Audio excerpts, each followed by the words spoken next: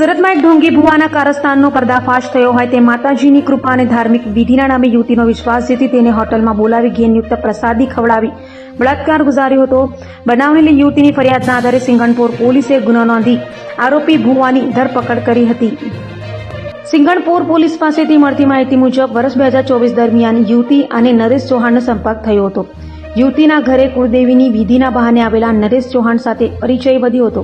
ત્યારબાદ બંને મોબાઈલ નંબરની આપ લે કરી હતી અને સોશિયલ મીડિયા મારફતે પણ સંપર્કમાં રહ્યા હતા. આરોપીએ ઇન્સ્ટાગ્રામ પર ફ્રેન્ડ રિક્વેસ્ટ મોકલી મિત્રતા કેળવી હતી. ફરિયાદ મુજબ નરેશ ચૌહાણે યુવતીને સિંગણપોર વિસ્તારમાં આવેલી એક હોટલમાં બોલાવી હતી. ત્યાં માતાજીનો પ્રસાદ હોવાનું કહી તેને ઘેનયુક્ત ખવડાવ્યું હતું. પ્રસાદી ખાધા બાદ યુવતી બેભાન થઈ ગઈ હતી. આ દરમિયાન આરોપીએ યુવતીને નિવસ્ત્ર કરી તેના પર બળાત્કાર ગુજાર્યો હોવાનું ફરિયાદમાં યુવતીએ કહ્યું હતું.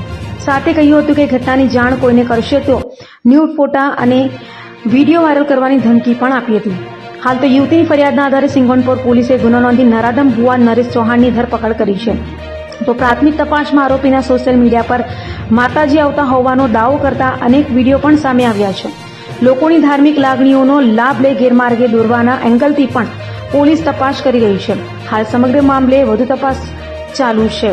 20 જૂનના રોજ ફરિયાદીએ ફરિયાદ આપેલી કે ગઈ નવેમ્બર 2024માં તેમના પિતાશ્રીના ઘરે તેમના કુળદેવીનું વિધિ અનુષ્ઠાન હોય જે વિધિ કરવા માટે ભુવાજી નરેશ ચૌહાણ આવેલા હોય. વિધિ દરમિયાન ફરિયાદી અને આરોપીનો પરિચય થયેલો હોય.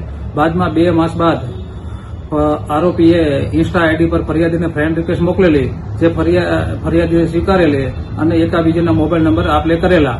એપ્રિલ 2025માં આરોપીએ ફરિયાદીને સિંગણપુર 4 રસ્તાથી હોટલ યોગમાં મળવા બોલાવેલા, જ્યાં તેમણે માતાજીનો પ્રસાદ ફરિયાદીને આપેલો. જે ફરિયાદ પ્રસાદ ખાધા બાદ આરોપી બેભાન અવસ્થામાં ગયેલા હોય. જે એમને ભાનમાં આવતા તેમને જોયેલું કે તેમના શરીર ઉપર નિર્વસ્ત્ર હોય.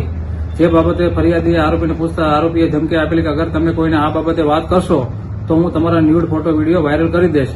જે અનુસંધાને ફરિયાદીની ફરિયાદ ઉપરથી ભારતીય ન્યાય સંહિતાની કલમ 351(3), 123, 64(2) મુજબ ગુનો દાખલ કરી આરોપીને અટક કરી આગળની તપાસ જારી છે.